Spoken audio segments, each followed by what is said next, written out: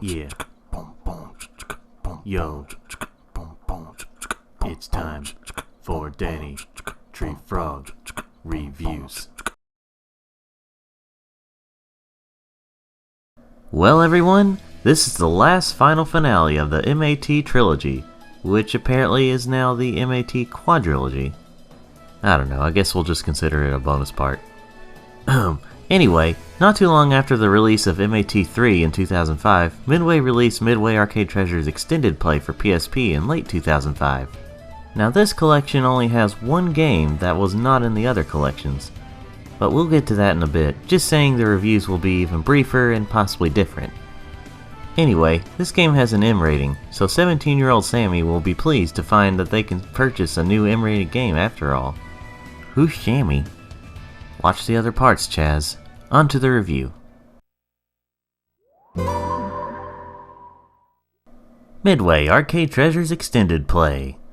Not much here, but you know what, I'm just going to stop talking about this press start screen. As you can tell, this one was probably developed around the same time as the second one, or not too long after the second one, because the menu is a lot like it. This game really doesn't have any extra content or anything, it's just you can check on scores and set settings, and that's about it. I mean, not that it's really a big deal or anything, but I feel like they could have had something. Anyway, on to the very, very brief reviews of these games, and at first we obviously have 720. I mean, it controls about the same on the PSP, I still couldn't really get into it, but if you like this game, then, well, here's a portable version of it. Well, you know, of the actual arcade version. Arch Rivals. Again, I personally couldn't really get into it, but if you really like basketball or these old school type sports games, then you should enjoy this on a good car ride. Championship Sprint. I mean, it still plays alright, it just, you know, it's on a smaller screen. Well, not as small as the GBA, it's just, it can be a little hard to tell what's going on. Cyberball 2072. Again, I don't really know what's going on, but if you like this sort of thing, then you should enjoy it on the go. Defender. It controls about the same. It's alright. I mean, it is on a smaller screen, so it might be a little difficult to see what's going on, but considering it's got very basic graphics, it might be easier than the Sprint games. Gauntlet. It's still alright, but I could see it being actually pretty enjoyable for a car ride on the PSP. I mean, also on the GBA, but maybe more so here? I don't know, depends on your preference. Joust.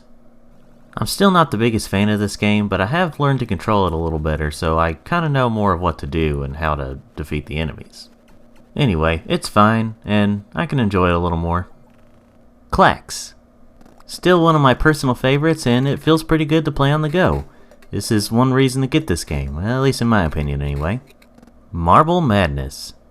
Of course, another favorite of mine, but I will say it's a little bit different to hear the pitch being a little bit lowered, and it seems like the sound is a little bit slower, along with the music.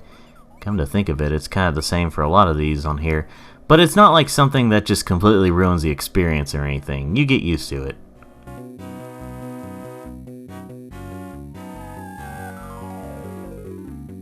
And here's where I slow down the briefing of the reviews a little bit. For Mortal Kombat, the only one that was not on any of the other collections. It's finally a proper way to play the original arcade Mortal Kombat on the go. And yes, this does still have multiplayer, so if someone else has a PSP along with this game, then yes, you can play multiplayer on the go. Kill each other and you get it. Mortal Kombat 2. Another great fighting game to play on the go. Despite the arcade version being hard as hell, it's still pretty fun. Mortal Kombat 3. Still not Ultimate Mortal Kombat, but okay. Still plays decently well like the other two, and it's really nice to have all three of these on the go. You notice it? Okay, you get it. Paperboy. I mean, I'm sure it still plays like the arcade game, but it's just kind of still a shitty game. Rampage. Another fine game in the collection, and it still plays pretty well. You still get to eat people and destroy buildings. Rampart. Again, couldn't really get into it personally, but it plays pretty well for what it is. Sinistar, whatever I said. It plays fine, but it looks a little tiny. Your ship looks a little tiny on the small screen, so it can be a little bit hard to see, but at least your white ship kind of contrasts with a black background. Spy Hunter. It's still a decent little game to play on the go. It's not my favorite, but it controls well enough, so people who do like it will enjoy playing it on the go, on the PSP. Tubin, oh boy. Of course, I understand why the screen is like this, but I just really don't like the game. Wizard of War. It plays fine. Still sounds really weird, but it plays fine. Xenophobe. There's still the problem with the forced 3-player split screen, but it's alright. And to end things off, we have XY Bots. I still don't know how they want us to pronounce it. It's still an interesting little game, and I'd see it being decent on the go. It plays alright. Overall, it's a decent collection. Not the best, but it's pretty good.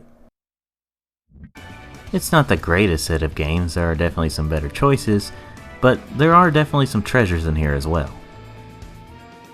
Well, I hope you enjoyed this 4-part thing. Manny, is the bus ready now?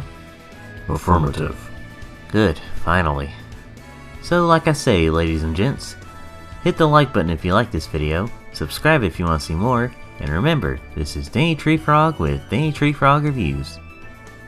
Alright blokes, here we go. Wait, I might need to check the... Everything's fine, Pep, get going please.